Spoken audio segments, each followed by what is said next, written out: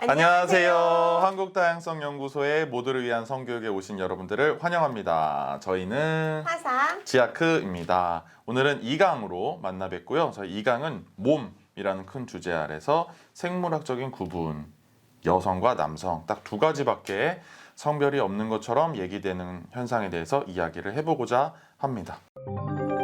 첫 번째로 모든 사람은 여성으로 태어난다 이런 얘기 있잖아요. 그래서 그 이야기가 무엇인지 되게 의아하다라고 생각하시는 분들이 있을 수 있거든요. 그리고 애초에 하나님이 남성과 여성 두 성별만 만들었다, 이게 창조 질서다 이렇게 생각하는 분들도 되게 많습니다. 아직까지도 그렇죠. 그래서 모든 사람은 여성으로 태어난다, 이게 무슨 말이냐면 모든 사람이 엄마 뱃속에 이제 태아에 있을 때 6주 때까지는 생식기와 외부 성기 모양이 완전히 동일하게 생겼습니다. 그리고 우리가 말하는 여성형으로 생겼죠. 그래서 모든 사람은 여성으로 태어난다, 이렇게 이야기를 하고 있습니다. 이 그림을 보시면 중앙에 있는 이 모습이 6주 때까지의 모습인데요. 밀러관과 볼프관 그리고 생식선, 이렇게 동일한 모습을 가지고 있습니다.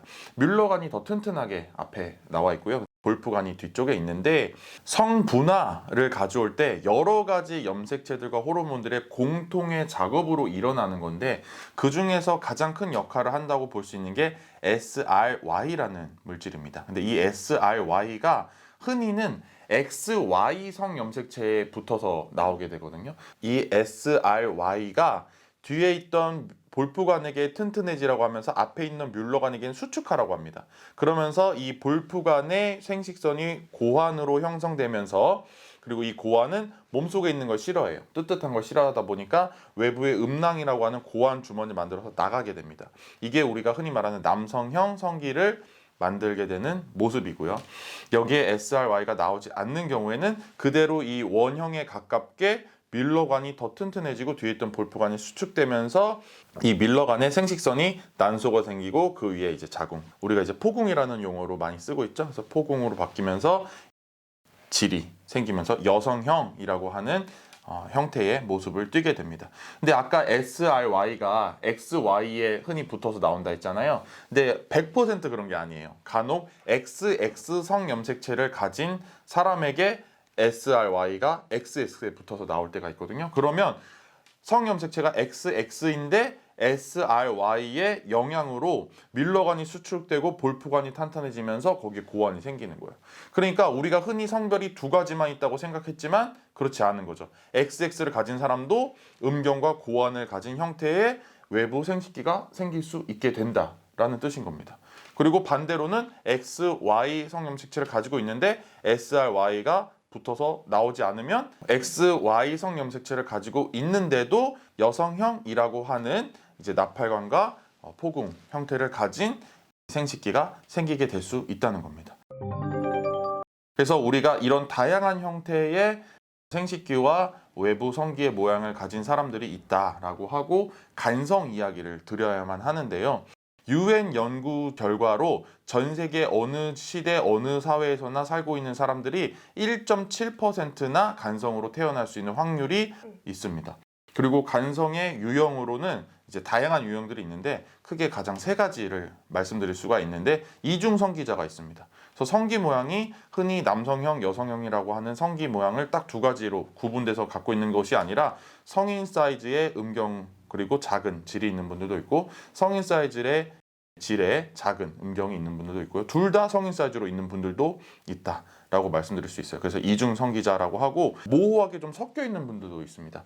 방금 말씀드렸던 이 생식기만이 아니라 외부 성기도 여성형으로 우리 태어나게 되고, 이제 질처럼 이렇게 갈라진 형태로 둘 다 어느 사람이든지 그렇게 태어나는데, 남성들도 자기 자신의 성기를 보시거나 그림을 보시면 항문부터 회음까지 이렇게 있던 그 선이 음낭과 음경까지 쭉 꼬매진 것 같은 선이 있거든요. 그게 이제 질이 있던 것이 닫혀서, 정말 꼬매지는 것처럼 쭉 닫혀서 그렇게 그 선이 보이는 건데, 거기가 좀 덜 닫혀서 1, 2cm 정도가 이제 질처럼 남아있는 분들이 있어요. 그런 분들도 있고, 또 어떤 분들은 소음순이나 대음순이 굉장히 큰 줄 알았는데 그게 이제 한 1, 2cm짜리 음경이 거기에 남아있는 분들도 있는 거죠. 그래서 모호하게 섞여 있는 형태의 성기를 둘 다 가지고 있는 분들도 있다, 이렇게 기억을 해주시고요. 그 다음에 또 다른 유형으로는 XX인데 아까 우리 말했던 것처럼 남성형 성기를 가지게 되는 경우도 있고 XY인데 여성형 성기를 가지고 있는 분들도 있다라고 말씀드릴 수가 있고요. 그 다음에 세 번째 유형으로는 우리가 성염색체가 XX나 XY만 있다고 생각하지만 그렇지 않고 X 한 글자만 있거나 XXX 세 글자 또는 XYY 이렇게 세 글자인 분들도 있습니다. 그래서 아주 다양한 형태의 간성이 있을 수 있고요. 이거보다 더 많은 유형의 간성들이 있습니다. 절대 성별이란 여성과 남성 두 가지 성별만 존재한다라고 생각해서는 안 될 것 같아요. 최근에 뇌과학이 발달해서 여태까지 모르거나 잘못 알고 있었던 것들이 많이 수정되고 있잖아요. 생물학에서도 특히 이렇게 성별을 나누는 것 아니면은 성호르몬에 대해서도 최근에 1990년대 이후에 발견된 게 되게 많다고 해요. 맞아요. 지아크가 말씀하신 이 우리가 성별을 생식기로 구분을 하는데 생식기의 모양을 결정하는데 큰 영향을 미치는 SRY라는 염색체도 90년대 이후에 발견이 되면서 저만 해도 학교에서 배울 때 당연히 XY 성기 그렇고 호르몬 띡띡 그렇죠. 이렇게 당연하게 정해진 것처럼 배웠는데 사실 그렇지 않고 그 사이에 무수한 많은 경우가 있다는 것들이 최근에 밝혀지고 있어요. 그런데 이제 학교에서 알려주지 않는 거죠. 그렇죠. 아직까지. 맞아요. 호르몬 이름도 남성 호르몬, 여성 호르몬 맞아요. 이렇게 배웠었잖아요. 1.7% 말씀하셨는데 그게 감이 잘 안 잡히시면 이렇게 생각하셔도 좋대요. 서양에서는 빨강머리의 비율이라고도 하잖아요. 우리나라에서는 혹시 지아크 주변에 임시성을 가진 사람 임시 있으신가요? 많진 반에서? 않지만 있죠. 있죠. 네. 임시성을 가진 사람의 비율이 우리나라 1.7%예요. 그래요? 여러분 다 주변에 학교에서 반에 임시성이 있거나 친구 중에 임시성이 있거나 또 TV에 나오는 사람 중에 임시성이 있잖아요. 그렇게 생각하시면 돼요. 그 정도로 사실은 인터섹스, 간성이 많은데도 우리 사회에서 드러낼 수 없기 때문에 드러나지 않는 거 혹은 간성인 경우에 어렸을 때 빨리 성별 결정하는 수술을 해서 모르는 경우가 많습니다. 맞아요. 그래서 의사가 처음에는 아예 부모한테 보여주기도 전에 성별을 알려줘야 되는데 자기가 모르겠으니까 부모한테 말하기도 전에 그냥 개복 수술을 하던 시절도 있었대요. 근데 지금은 부모한테 말을 안 하는 거는 상상도 할 수 없지만 부모와 의사가 결정을 해서 어떤 성별로 하시겠습니까 해서 성별을 둘 중에 하나로 나눠주는 이거를 노멀리제이션이라고 정상화 수술 이렇게 한국말로 부르고 있거든요. 정상화 수술을 시키는 것이 가장 큰 문제라고 할 수 있고요. 물론 수술이 다 잘못된 건 아닙니다. 자기가 어떤 성별로 살고 싶다, 어떤 성별로 정체화한다라고 했을 때 그때 이제 잠복 고환을 외부로 하거나 포궁 재건 수술하거나 자기의 선택에 의해서 하는 것은 전혀 잘못된 것이 아니지만 선택을 본인이 할 수 없게 미리 선택을 해버리는 것이 문제다라고 말씀을 드릴 수 있고요. 그래서 노멀리제이션도 하나 있고 자기 자신이 간성인지 모르고 살아가는 사람들도 있어요. 그래서 어떤 분들은 30살 넘어서 30대, 40대에 발견하시는 분들도 있다. 사실 간성이 자신이 그렇다는 거를 모르고 살아가는 경우가 더 많아서 우리가 생각하는 상식과 다른 사람들을 봤을 때 부정적으로 보는 게 어떻게 보면 되게 무지에 의한 것들이 너무 많다. 또 세 번째로는 알아도 말하지 못하기 때문에 또 비가시화가 되겠죠. 그래서 세 가지로 노멀리제이션 수술이 있고 그다음에 본인도 모르는 경우 또 알아도 말 못하는 경우 세 가지가 있어서 1.7%라는 큰 숫자가 있지만 잘 드러나지 않는다라고 볼 수 있을 것 같습니다. 그래서 이 외부 성기 모양만으로 성별을 이분법적으로 딱 여성과 남성을 나눠주기 때문에 이 간성이라는 존재는 애초에 지워버리는 거죠. 그래서 간성은 전혀 없는 사람처럼 여기고 두 성별만 있는 것처럼 말하는 것을 우리가 성별 이분법이라고 말할 수 있습니다. 병원에서 한 임신 3달 정도 되면 성별 알려준다고 오라 그럴 거예요. 그게 바로 성별이 3달 전까지는 아무도 모르기 때문이에요. 근데 왜 알려줄까요? 그러니까 그게 사람들이 사실은 제일 궁금해하는 것이기 때문에 알려준다라고 저는 생각을 하는데 성별에 따라서 정말 어떻게 다르게 대해야 되는 것도 아닌데 궁금해하는 것이 어떻게 보면 너무나 문제적일 수도 있고 또 이런 성역할 고정관념을 태어나기도 전부터 부여하게 되는 그런 단점들이 많은 것 같은데 아직까지는 정말 제일 많이 궁금해하는 게 그겁니다. 그래서 저는 사실 6주까지는 남성인지 여성인지 결정도 안 되는데도 얼른 알고 싶어 한 다음에 핑크색을 사고 파란색을 사고 방을 꾸미고 참 신기하고 재밌고 놀라운 것 같아요. 그렇죠. 그리고 막 딸이라 그러면 좋겠다면서 막 그리고 아들이라 그러면은 고생한다고 한다거나 아니면 키우기 힘들겠다고 한다거나. 아들을 그렇게 키워서 그런 건데 아들은 문제가 없어요. 그렇죠. 어떻게 키우냐 사회화 되느냐의 문제임에도 불구하고 애초에 여성의 성격, 남성의 성격이라는 것이 정해져 있는 것처럼 생각을 하고 굉장히 이제 기대를 하기도 하고 실망을 하기도 하고 많은 일들이 있죠. 그래서 저도 이제 짝꿍이랑 임신을 하고 그런 일들을 겪었지만 사람들이 제일 궁금해하는 게 성별이에요. 무슨 성별이야? 아들이야 딸이 제일 많이 물어봅니다. 그래서 아직 몰라. 나도 모르고 이 아기도 뭐 자기가 결정할 때 결정할 수 있겠지 이렇게 대답을 해줘도 전혀 그렇게 생각하지 않고 제일 궁금해하죠. 그래서 태어날 때부터 딱 수정이 될 때부터 XX냐 XY냐가 결정될 거라고 생각하시는 분들이 제일 많지만 사실은 전혀 그렇지 않습니다. 그래서 아까 말씀드렸던 것처럼 6주 때까지는 똑같고 외부 성기가 음순이냐 음경이냐가 결정돼서 수정된 것도 아니고 XX나 XY가 결정되지도 않아요. 그래서 6주 때까지는 모릅니다. 그래서 3달째 오라는 거예요. 그 전까지는 다른 점을 찾을 수가 없어요. 그래서 병원에 가서도 3달째에 이제 이 젤을 바르고 초음파를 하면서도 보고자 하는 거, 의사가 성별을 알려준다고 할 때 찾는 게 뭘까요? 고한. 맞아요.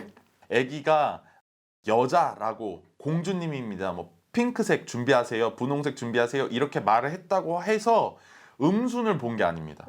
고환의 유무를 보는 거죠. 그래서 저는 여기서 처음부터 고환을 보고 고환의 유무에 따라서 성별을 알려주는 것을 너무나도 남근 중심적인 구분법이라고 생각을 하거든요. 그래서 이미 남근이 없는 사람, 고환이 없는 사람을 뭔가 좀 결핍된 사람처럼 얘기하는, 그래서 음순이 있는 존재가 아니라 고환이 없는 존재다 이런 생각이 우리 안에 은근히 들어올 수 있게끔 만드는 구분법이라고 생각을 하고, 이것이 획일적으로 외부 성기에 의해서만 성별을 구분해주는 방법이다 이렇게 말씀을 드릴 수가 있습니다. 그래서 고환을 찾았다라고 하면 얘를 남자 아이라고 불러주고 파란색으로 준비하세요, 막 왕자님입니다 이렇게 해주는 거죠.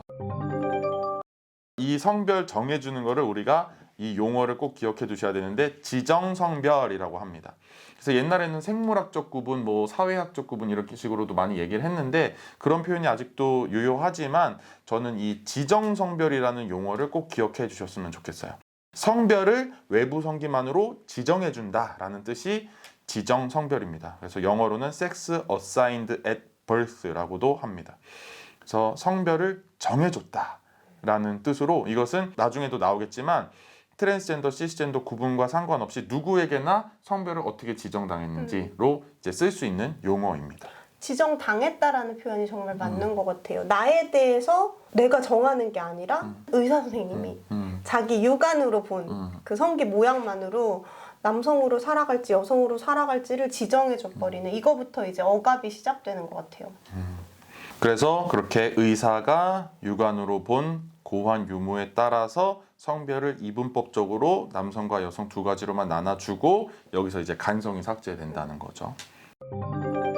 다시 성기 모양을 보여드리면 외부 성기 모양도 이렇게 동일하게 시작을 한다는 거죠. 그래서 아까 보여드렸던 것처럼 똑같이 질 모양처럼 생겼다가 점점 닫히면서 우리가 흔히 이제 꼬매지는 것 같은 선이 남아있는 모습이 바로 이 모습입니다. 그래서 여기 그림에서처럼 항문에서 회음 그리고 음란과 음경까지 쭉 따라서 오는 이 선을 보시면 처음에 내가 어떤 모습을 가지고 있던 성기가 이렇게 지금의 형태를 가지고 있구나라는 것들을 남성분들도 확인을 하실 수가 있을 겁니다. 다시 말하면 모든 남성은 여성이었다라는 말을 그냥 말이 아니라 모든 남성으로 지정되신 분들은 자기 몸을 통해서 확인하실 수 있는 겁니다. 그렇죠.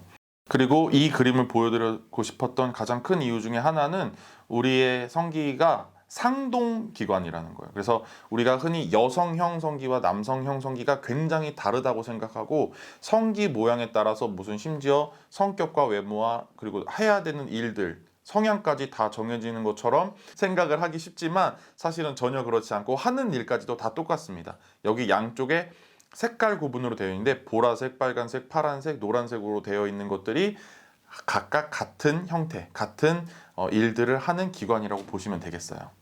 그래서 가장 스스로 편하게 생각하는 성별과 성기 모양이 다른 분들 있잖아요. 그랬을 때 내가 인지하는 나의 성별과 성기 모양을 맞추고 싶다 했을 때 이제 성별 적합 수술이라고도 할 수 있는데, 이 성병 적합 수술을 할 때 성기 모양을 자기 성기를 그대로 써서 성기 수술을 할 수가 있게 되는 겁니다.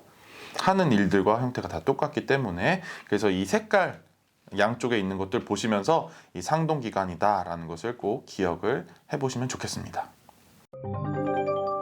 그래서 차별이 생기는 이유가 무엇이냐고 질문들을 하실 경우가 되게 많거든요. 그러면서 우리가 서로 다르기 때문에 어쩔 수 없이 차이라는 것이 있기 때문에 차별이 생기는 것이 아닙니까? 라고 질문하시는 분들도 되게 많은데, 저는 차이 때문에 차별이 생기는 것은 아니다 라고 단호하게 말씀드리고 싶어요. 왜냐하면 우리 안에 차이가 있다는 것을 알고 차이는 우리를 풍성하고 아름답게 더 다채롭게 만든다고 생각하면 차이는 아무 문제가 없죠. 맞아요. 사실은 차이가 있어서 차별을 하는 게 아니라 차별을 하고 싶어서 어떤 차이를 부각시키는, 그렇죠. 그게 더 맞는 이야기 같아요. 그렇죠. 그래서 지금 말씀하신 그것을 저는 권력을 가진 사람들이 차이를 어떻게 규정하냐, 이거를 봐야 한다라고 말씀드리거든요. 그래서 너의 차이가 나와 틀린 점이야. 그래서 너는 그 차이를 해결하지 않으면, 해소하지 않으면, 극복하지 않으면 나와 같아질 수 없어. 그래서 너는 그 차이점 때문에 차별을 받아도 마땅한 거야. 그것을 극복하지 못하면 안 돼 라고 규정을 해줄 수 있는 권력자들이 있다는 거죠. 그래서 비장애인 중심주의 사회에서 장애인들을 어떻게 규정하느냐. 그래서 이 사회를 모든 사람들이 포함된 사회로 만드는 것이 아니라 네가 틀렸어, 너에게 문제가 있어 라고 규정해 줄 수 있는 이 사회를 비장애인 중심주의 사회고, 그 권력을 비장애인이 갖고 있다 하듯이 성차별도 남성 중심주의 사회, 가부장 사회에서 여성의 차이점을 이 사회가 규정을 해주는 거거든요. 그래서 여자는 이러이러해, 여성성이라는 건 이런 게 있고 남성성이라는 게 이런 게 있어. 물론 이 남성 중심주의 사회에서 정해주는 남성성도 모든 남자에게 좋지 않죠.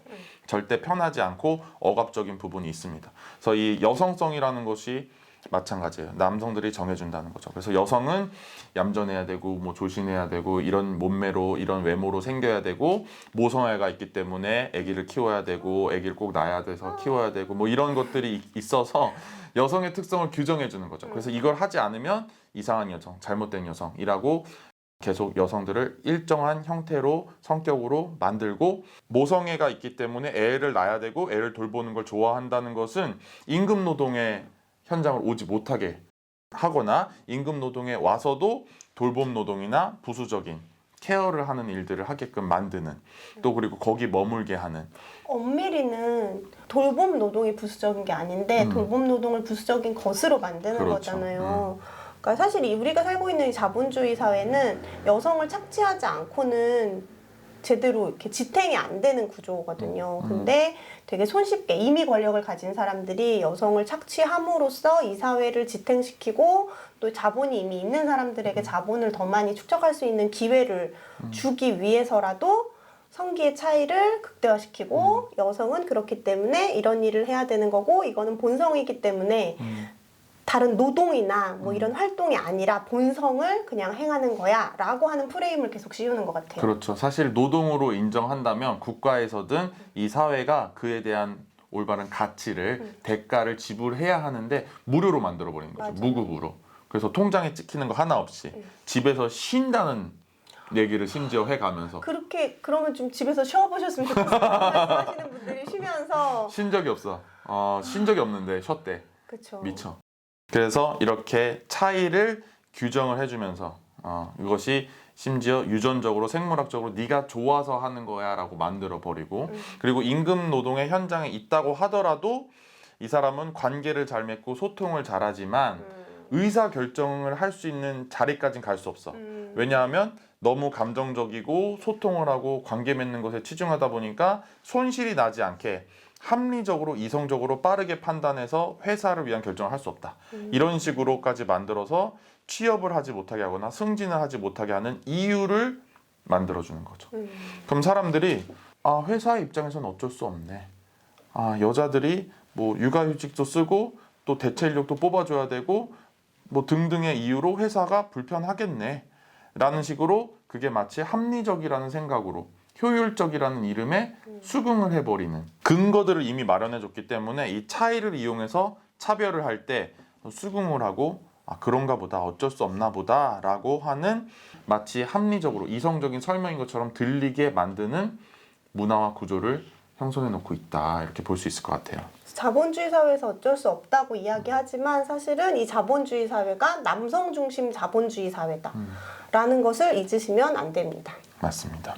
그래서 차이가 있기 때문에 어쩔 수 없이 차별을 경험하는 것이 아니라 차이를 누가 틀린 것으로 규정을 하고 있는가, 그 권력의 문제를 살펴보신 것이 가장 중요하다라고 생각을 해주시면 좋겠습니다. 그래서 여성을 오직 몸으로만, 또 그리고 다른 몸을 생산해내야 되는 존재로만 여기다 보니까 이제 이런 일들이 나왔는데요. 이게 몇 년도였죠? 정말 너무 경악을 금치 못했는데요. 세상에 우리의 세금으로 행정자치부에서 대한민국 출산 지도를 그렸죠. 그래서 가임기 여성이 어느 도에 몇 %가 있는지, 뭐 출산율이 어떤지, 출생률이라고 안 하고 출산율이라고 또 쓰는 거죠. 네, 왜냐면 지금 인구 절벽인 건 여성들이 이기적이어서 애를 안 낳기 때문이다라고 여성에게 이제 화살을 돌리기 위해서 출산율이라고 이야기를 하면서 출산 지도를 그린 일이 있었습니다. 그렇죠. 그래서 여성을 애 낳는 도구로만 생각한다. 낳고 싶어도 사실 낳을 수도 없는 환경을 만들어 놓고선 계속 애를 낳아야 한다라는 이야기들을 반복적으로 해내는, 그리고 겨우 월별 얼마 그냥 주는 것만으로 해결하려고 하는, 그래서 그 돈 받으려고 애 낳으려는 사람이 과연 있겠습니까? 훨씬 더 큰 희생과 정말 시간적으로나 돈 이런 것이 문제가 아니라 아예 내가 이 사회에서 소멸되는 것 같은 기분을 느끼게 만들기 때문에 엄마 빼고 다른 모든 게 없어지는 현상을 없애야만 그들이 얘기하는 출생률 문제도 해결할 수가 있을 텐데, 사실은 전혀 그런 사회적인 얘기들은 하지 않고 애를 더 낳으라고만 강요를 할 때 과연 그들이 말하는 그 문제는 해결될 것인가 라는 생각을 해야 되고, 출생률 문제가 과연 진짜 우리에게도 문제인가 이런 생각을 해볼 필요도 있습니다. 이게 자본이나 국가가 인구수가 줄어들면 문제라고 하지만 사실 우리에게 네, 개개인에게는 사실 아무 문제가 되지 않고 있거든요. 그렇습니다. 그래서 정말 뻔뻔하다고 생각이 드는 게 인구수가 필요한 건 국가 차원이기도 하고요. 그러면 국가에서 당연히 이제 예산을 들여서 지원을 해야 될 일이고, 말씀하신 것처럼 뭐 한 달에 얼마를 조금 주고 그런 차원이 아니라, 어떻게 보면 출산을 하는 것은 인간을 생산하는 노동을 하는 것이잖아요. 그래서 인간을 생산하는 노동을 하는 거에 대한 온당한 대가를 지불해야 되는 것이라고까지 주장을 하는 분들이 여기 계시네요. 그런데 사실은 임신을 하기 위해서, 임신을 유지하기 위해서, 출산을 하기 위해서, 그리고 이 사회의 사회 구성원으로 양육하기 위해서 여성이 들이는 그 시간과 노동과 노력과 정신적인, 육체적인 많은 것들이 그냥 사랑이라는 이름으로 당연하게 의무지어지고 있잖아요. 남성 중심적인 자본주의가 여성을 착취하고 있는지 잘 드러내는 단면이기도 하죠. 출산을 한 후에도 경력 단절이 일어나지 않을 수 있는 사회를 만드는 것이 또 출산을 하는 동안에 지원하는 거, 그거보다 더 중요한 일이 아닌가 하는 생각을 하거든요. 그래서 출산한 후에 경력 단절이 지금 한국 사회에서 일어나고 있는 남성과 여성의 성별에 대한 격차를 만드는 가장 큰 핵심입니다. 그래서 경력 단절이 일어나지 않는 사회가 되는 것까지 우리가 생각을 할 필요가 있을 것 같습니다. 아직도 과학은 절대적인 사실이다, 진리다라고 믿으시는 분들이 많을 텐데, 역사적으로 돌이켜보면 과학이라고 하는 것이 그 시대의 지배 이데올로기를 강화시키기 위해서, 증명해내기 위해서 가설을 만들고 그것에 적합한 실험들을 해서 원래 정해졌던 답을 도출하는 경우들도 많았잖아요. 그렇죠. 아까 지아크가 설명하셨듯이 인체는 되게 다양하고, 특히 성기도 되게 다양한 모양을 갖고 있고, 겉으로 보이는 성기가 그 안에 숨어있는 성기까지 다 보여주고 있지는 않기 때문에 겉으로 보고 생물학적으로 남성과 여성만으로 나눌 수가 있는 게 아니거든요. 성기를 중심으로 남성과 여성을 나누는 건 생물학적으로 너무 온당하고 당연한 것이고, 신이 사람을 두 종류로만 만들었어 라고 하면서 신앙과 과학을 결합시켜서 인간은 두 종류밖에 없다라고 주장하는 게 있는데요. 그래서 남성과 여성은 성기로 혹은 염색체로 혹은 호르몬으로 둘로만 나눈다라고 했던 그 시대를 돌아보면 될 것 같아요. 그래서 여성 혐오적인 시대였고 남성만을 인간의 중심으로 놨던 시대에 만들어진 학설이고요. 그리고 SRY 염색체가 90년대 이후에 발견되면서 이전에 진리라고 했던 생물학적인 성별 이분법이 다시 재고되고 있잖아요. 그래서 과학은 고정된 게 아니고 계속 새롭게 발견하는 것들이 있기 때문에 생물학적으로 남성과 여성으로만 나뉘었다라고 하는 것은 이제는 맞지 않는 이야기라는 것들이 발견되고 있습니다.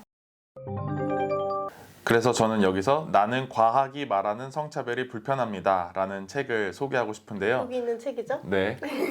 그래서 진화심리학이라는 얘기를 하면서 말씀하신 것처럼 지금 시대에서 사람들이 믿고 있는 것을 증명하기 위해서 가설을 정해놓고 실험을 하는 것들이 과학에서 되게 많은데 진화심리론은 심지어 추측 그래서 인간이 이렇게 진화됐을 거야 라는 얘기들을 진화심리학이 그런 것들을 많이 하거든요. 그래서 동굴 얘기 있잖아요. 남성들은 사냥을 해오는 동안 여성들은 아기를 잘 키우고 서로 소통을 하기 때문에 그런 일들을 동굴 속에서 했다라는 얘기들을 하는데 지금 있는 이 현상 성차별적인 현상을 마치 아주 오래전 인간의 본성인 것처럼 얘기하기 위해서 끌어오는 것들이죠. 그래서 그런 것들이 진화 심리학이자 생물학, 유전학 모든 곳에서 일어나고 있는지를 잘 설명하는 책이기 때문에 저는 이걸 읽어보시면서 생물학이 그리고 진화 심리학 이런 것들이 과학이라는 이름으로 지배 이데올로기를 형성하고 있는가 그런 것들을 한번 살펴보시는 시간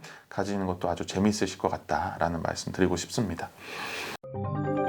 우리 시대에 아직까지도 남성이 여성보다 우월하다 모든 부분에서 우월하다 이러면 동의하거나 믿는 사람 많이 없겠죠. 근데 아직도 남자가 여자보다 잘하는 게 있어 라고 하면서 특정 분야를 얘기하는 분들이 있습니다. 흔히는 이제 가장 많은 게 운동, 운전 이거랑 수학, 과학 실력이잖아요. 근데 이것도 재미난 것은 세계적으로 성평등한 나라와 그렇지 않은 나라를 국가 간 비교를 해서 보면 전혀 사실이 아니라는 거죠. 그래서 이런 재밌는 여러 가지 지표들을 소개시켜드리고 싶은데 초중고등학교에 남학생들과 여학생들의 수학 평균 실력을 비교를 해보면 성평등한 나라에서는 이 평균이 차이가 없습니다. 근데 성차별이 있는 나라일수록 이것이 차이가 실제로 드러난다는 거죠. 한국도 이전에는 이 실력 차이가 남학생들의 수학, 과학 평균 점수가 더 높았었어요. 근데 이 점수가 차이가 줄어들고 있는 상황입니다.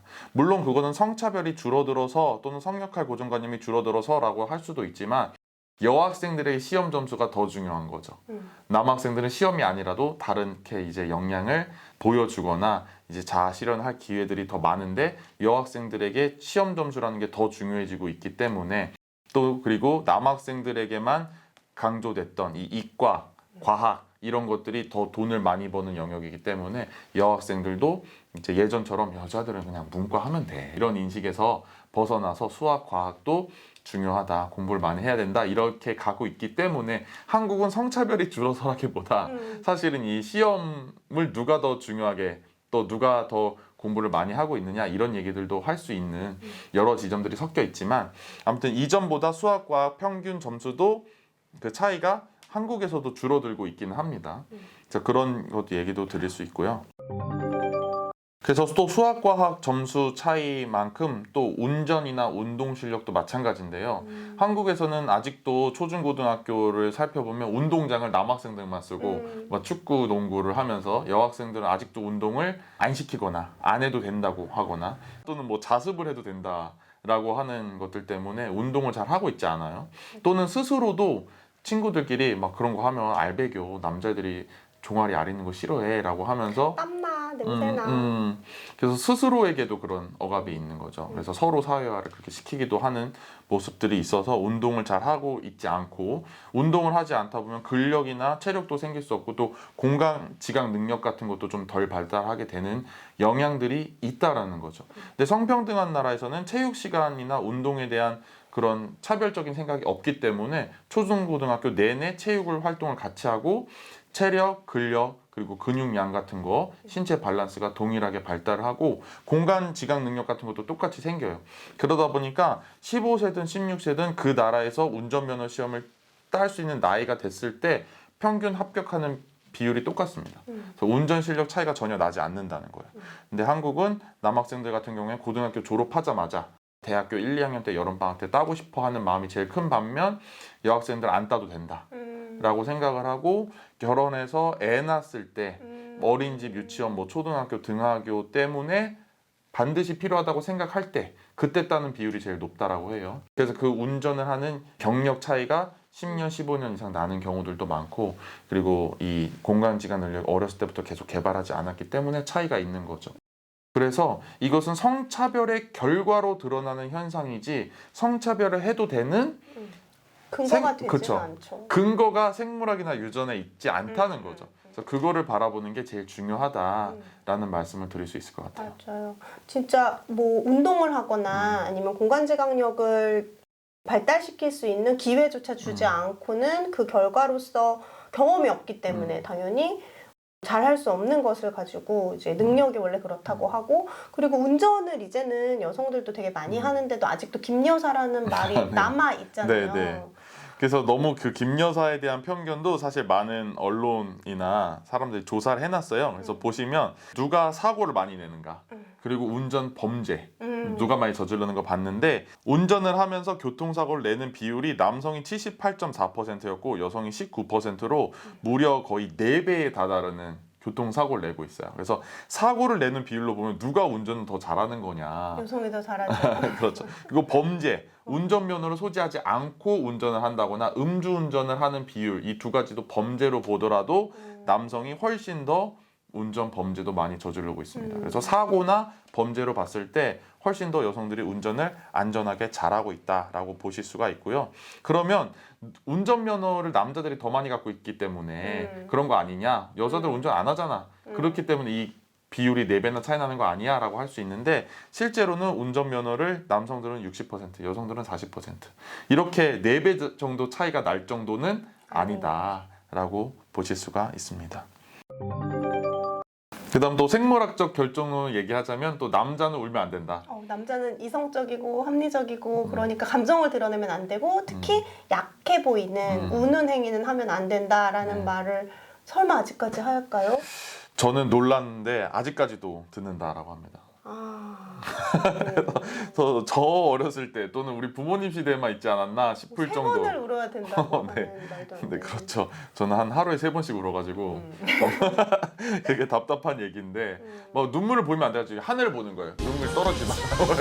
그죠? 아니면 이제 숨어서 울거나 해야 되는 상황들인 건데 그냥 울면 안 된다. 이 눈물을 보이면 안 된다. 그냥 그 수준이 아니라 사실은 굉장히 모든 남성들을 해치고 이 사회적으로도 아주 악영향을 미친다고 생각하거든요. 나의 감정을 모르면 사실은 저는 내가 누구인지를 모르게 된다고 생각해요. 그래서 내가 언제 슬픈지 언제 고통스러운지를 알지 못한다는 것은 내가 언제 기쁜지 언제 보람을 느끼는지 어떻게 살고 싶은지를 못 느끼게끔 하는 인간성 자체를 훼손시키고 내가 어떻게 살고 싶은지에 대한 생각 자체를 못하게 만드는 것이라고 생각을 하고요. 사회적으로는 또 어떻게 악영향을 미치냐면 내가 고통스럽고 슬프고 아프다는 거를 억누르고 참게 만드니까 다른 사람들이 고통을 받는다, 차별을 받는다고 이야기를 하더라도 왜 그걸 차별하고 해? 나도 이렇게 열심히 살잖아. 너도 열심히 살아. 공감 능력이 너무너무 떨어지게 그렇죠. 되죠. 공감 능력이라는 걸 사라지게 만드는. 그래서 차별과 누가 차별과 억압이란 얘기를 했을 때 전혀 그걸 차별과 억압이라고 느끼지 못하고 개인이 열심히 성실히 노력하고 경쟁하고 승부해서 해결하면 되는 거 아니냐라고 이야기들을 하게 만드는 데까지 가게 만들기 때문에 이것은 그냥 우냐 마느냐 이런 차이가 아니라 개인의 인간성과 개인의 인격을 훼손시키는 아주 무서운 이야기고 사회적으로도 공감 능력을 차단시키고 그래서 함께 살아갈 수 있는 공동체를 만들지 못하게끔 하는 그런 아주 저는 심각한 표현이라고 생각합니다. 그래서 이 강을 마무리하면서 보시는 분들한테 드리고 싶은 질문은 이거예요. 성역할 고정관념을 벗어나 내 자신을 찾아갈 수 있을까? 우리가 성기 모양으로 남성과 여성만 나눠주고 간성을 아예 빼버리는 얘기를 시작했잖아요. 그래서 간성을 빼버리고 있는 이 지정성별 이야기부터 시작해서 이 지정성별은 성별에 맞는 어떠한 성 역할이 있다라고 하는 데까지 가게 되는 것인데 그 담론에서 벗어나서 내가 내 자신을 찾아갈 수 있는 사회를 만들어야 된다는 이야기를 가장 먼저 해야 될 필요가 있는 것 같아요. 지정성별은 내가 정하지 않은 나의 정체성을 외부에서 주입해버린 거잖아요. 태어나자마자 성기 모양으로 남성 또는 여성으로만 나눠놓고 여성이니까 이걸 좋아해야 돼. 이걸 잘할 거야. 이렇게 살아야 돼. 남성이니까. 똑같이 그렇게 강요된 삶을 살기 때문에 우리가 우리 자신과 접속하기 어려운 것 같아요. 진짜 내가 좋아하는 거, 나한테 맞는 거, 나한테 즐거운 거, 그런 것들을 알 수 없도록 하는 것들이 바로 지정성별이 시작이 되는 것 같은데요. 내가 외부에서 무엇으로 규정됐는지 보다 정말 내가 원하는 것들이 뭔지를 탐색해 나갈 수 있는 기회를 이게 뭐 커다랗게 무슨 트랜스젠더가 되라거나 이렇게 페미니즘 운동을 하라 뭐 이런 게 아니더라도 그냥 일상에서라도 나는 뭘 좋아하는지 그리고 꼭 한번 왜 그런지 무엇에 영향을 받았는지에 대해서 계속 생각해보는 연습을 하시면 성역할 고정관념으로부터도 조금 더 자유로워질 수 있지 않을까 생각을 합니다. 그렇습니다. 그래서 이 왜라는 질문을 던져보라고 하셨는데 저는 그게 제일 중요하다고 생각해요. 내가 왜 사는지, 오늘 여기 왜 있는지, 이 이야기를 왜 듣고 있는지, 내가 왜 이렇게 살아야만 하는지, 누가 시켜서는 아닌가, 내가 진짜 원하는 나의 삶을 내가 살아가고 있는가, 이거를 생각해 보는 게 시작이라고 생각하고 저는 성교육에서 그러한 일들이 반드시 일어나야 된다고 생각해요. 그래서 나에 대해서 먼저 탐구해 보는, 나에 대해서라는 건 신체도 있고 몸뿐만이 아니라 정신, 생각, 그리고 나의 삶, 진로 모든 것들이 마찬가지죠. 그래서 나에 대해서 생각을 하셔야만 또 타인도 그대로 바라보고 이 사람을 그대로 인정할 수 있는 자세가 나를 먼저 인정하는 것부터 시작이다라는 말씀을 드리고 싶습니다. 그래서 나에 대한 인식, 타인에 대한 인식, 그리고 사회에 대한 인식 전체가 만들어져야만 온전한 우리가 시민으로 살아갈 수가 있고 그 시작을 모두를 위한 성교육과 함께 해주십사 부탁을 드리고 싶습니다. 그래서 이 강은 여기서 마무리 해보도록 할까요? 수고하셨습니다. 감사합니다.